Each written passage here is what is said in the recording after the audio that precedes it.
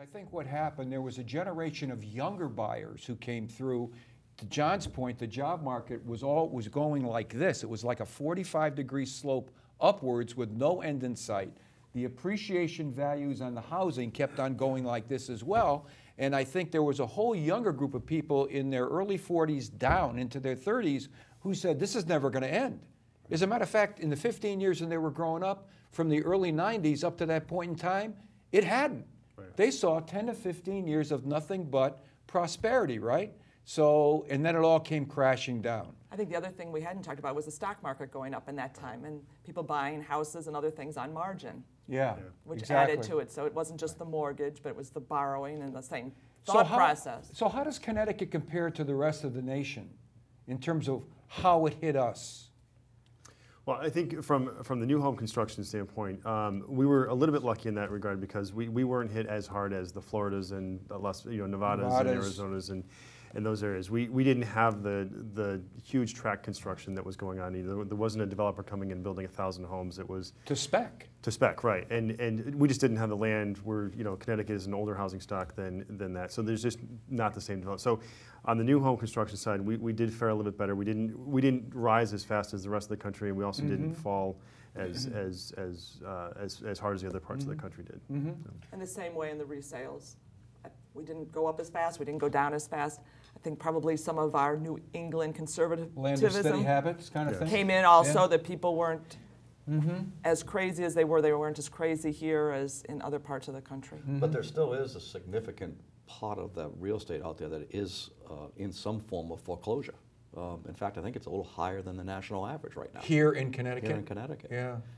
Well, tell me, during that whole period of time, this is just a Jim Pellegrino editorial now. That's all this is that one of my favorite editorial statements to make is that from the folks in Washington all the way down, from whomever you want to ascribe accountability for doing this, there seemed to spring up a culture that everybody has to own a home.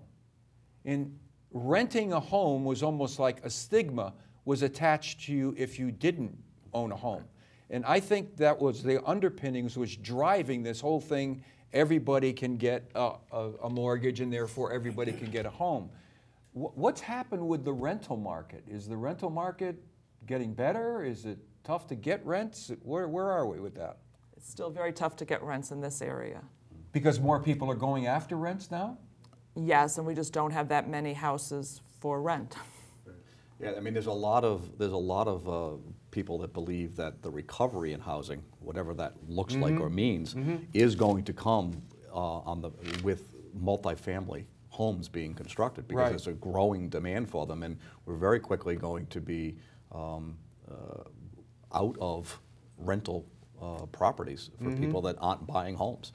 Yeah, because they've learned their lesson. Well, they've learned their lesson, and there's a whole generation of the 20-somethings coming up that suddenly don't value owning a home like others did. That's true. That's true. And I think too what we saw. You're saying there's been a cultural shift. John. Absolutely.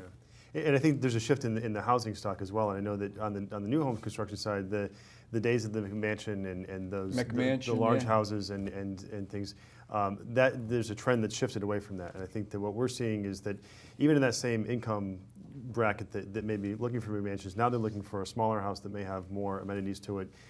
They don't want the large yard. They don't want the upkeep and the maintenance that go along with that. So, going back into that sort of either condo or a rental type of situation. Yeah. So. Let me. Go ahead, Peggy. The other thing about the 20-somethings and even the young 30s don't have the down payments that are required now. Right. Also, if you need to get a minimum of 5% down and really a 20% down is what you need to get a decent mortgage. That's a lot of money for homes that.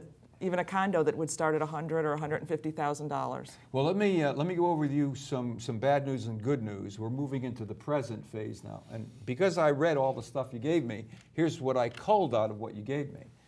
Here's the negatives. The negatives are the selling prices are down. Yep. The average days to sell are down. The number of foreclosures are up. The vacancies are up. The new homes are down.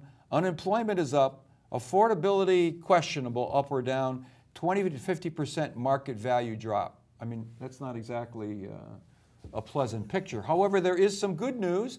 The good news is the interest rate has dropped appreciably, but in order to take advantage of what's out there at a good selling price, Peggy, with the interest rate dropping, people need a job. They have to have good credit.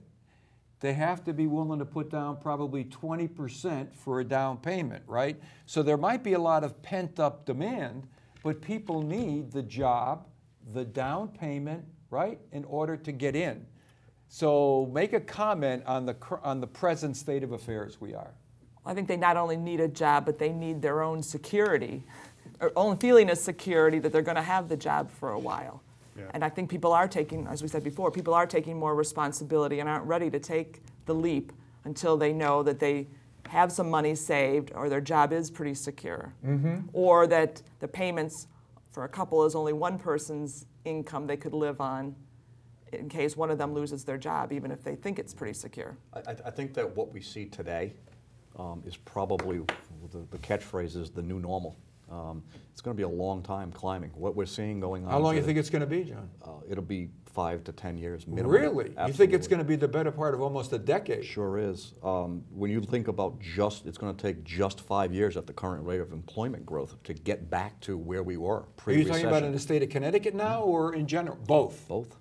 Absolutely. I mean, who thought that in 2009, that when the Fed cut the rate to essentially zero, that they're going to continue it through 2014? Did anybody think that it would be 5 years to have the interest rate right. you're talking about now? And it hasn't. What's happened? It hasn't worked.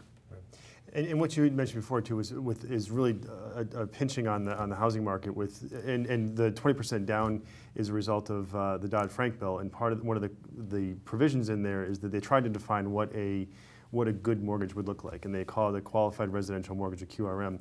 And the QRM is basically designed to say that if the borrower fits within these parameters, it's a good quality loan that can go out and the markets can sustain these things.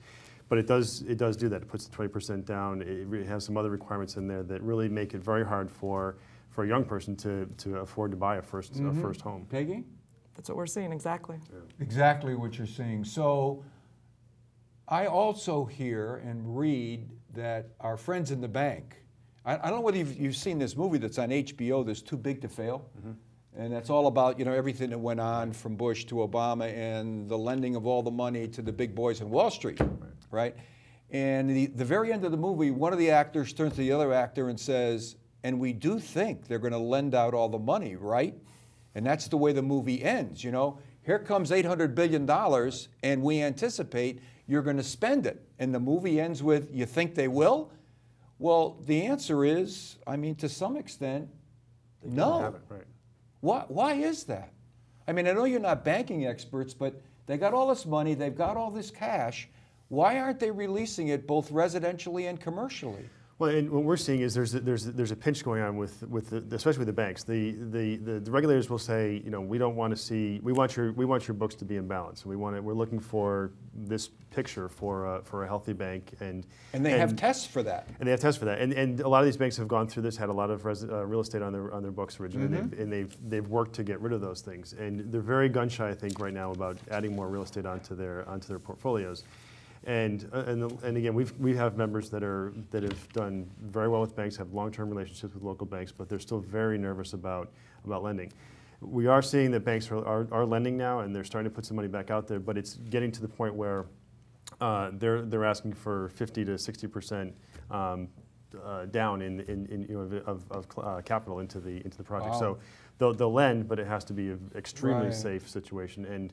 And then the second part of it is, even if there's somebody who's lending to get housing going, again, on the buyer's side, it has to be almost a perfect picture of credit scores and credit history and things credit like score that. of what? 700?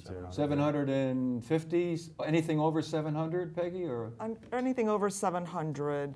But if you're below 700 and you don't have the down payment, you're out of luck.